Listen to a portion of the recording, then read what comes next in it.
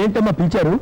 ఈ ₹1,00,000 చెక్కు తీసుకెళ్లి చిట్టుబాబు గారికి ఇచ్చి రావాలి. నాన్నగారికి తెలిస్తే ప్రమాదం అని తెలుసు, అందుకే చెప్పుకో.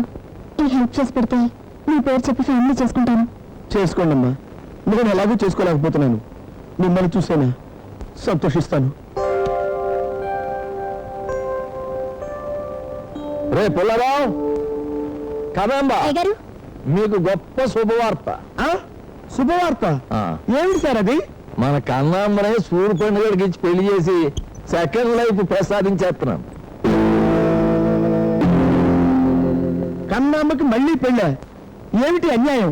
అన్నాయట నా ఏం చేస్తుంటేని. ఊరుకోండి సార్, మీరేమన్నా గురుగారు అప్పారావు గారా, వీరేశ్వరుని పంతులు గారా అలాంటి పెళ్లి చేయడానికి? వద్దు, విడో వివాహం మహాపాపం. నోరు ముయ్యాస్, రేపే వాళ్ళ పెళ్లి, అది నా డెసిషన్, అదంతే. ఇదేం డెసిషన్ అండి? ఎవరు ఒప్పుకోని డెసిషన్? నేను ఒప్పుకున్నాను కదట. మీరెవరండి ఒప్పుకోవడానికి? అది ఒప్పుకోవాలిగా.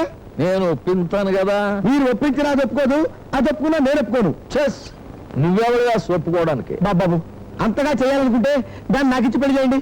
ఆ ముక్క నేను శుభలేఖలు అచ్చు గుర్తించక ముందు చేస్తావా? శుభలేఖలు కూడా చేయించేశారా? కళ్యాణ మండపం కూడా బుక్ చేస్తాను.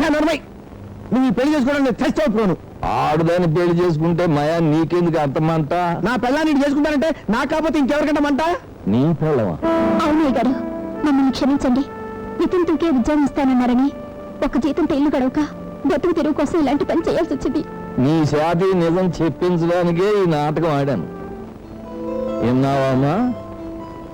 ఆడదంతో పుణ్యంగా చూసుకునే పసుపు గుంకా వదిలిపెట్టేసి రాత్రింబగలు కష్టపడి పనిచేస్తుంది. మరి నీ భర్త ఎంతో చదువుండి మొద పుట్టి డిగ్రీలు సంపాదించి పెళ్ళం కోసం పట్టుమని ₹1,00,000 సంపాదించలేకపోయాడు. అలాంటి శాతగాని సవట సన్నాసిని అల్లుడు అనుకోవడం నాకు చాలా సిగ్గుసేటు. మొగుడు అనుకోవడానికి నీకు సిగ్గు లేకపోతే ఇచ్చి పంపించా చెక్కు.